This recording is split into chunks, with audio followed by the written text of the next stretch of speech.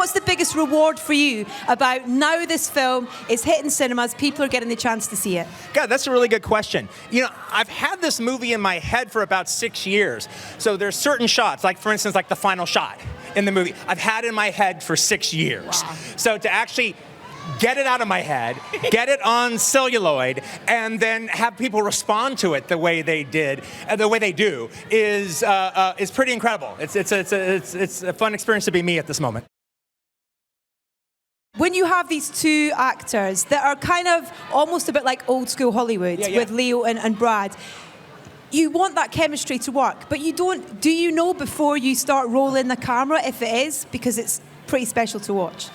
Well, you know, I mean, that's interesting what you're saying, actually. I've never had, I think sometimes, maybe when it's a girl and a guy and it's got to be a romantic movie, they'll have a chemistry kind of thing. I've never done anything like that because I just figure if somebody's a really terrific actor, they can pretend. They're going to be terrific and it's all going to work out. I mean, I don't remember like bending over backwards to put Margaret Qualley in the scene with Brad before I cast her. I just kind of figured it was all going to work out. And that was the case with all our examples right now. They were just terrific. Why did you want to tell this story? Because I know it's a personal thing for you. You grew up in, in Hollywood, and this was part of your world. But why did you want to tell this story?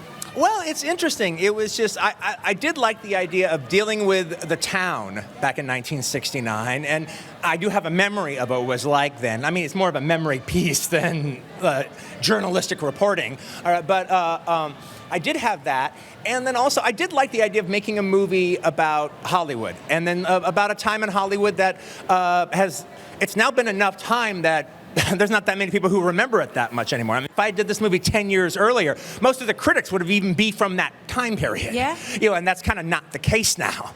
And so that actually makes it a really, really interesting thing. But I did always have it in my mind about at some point I would do a movie about Hollywood, a movie about making movies. Was it easy to write?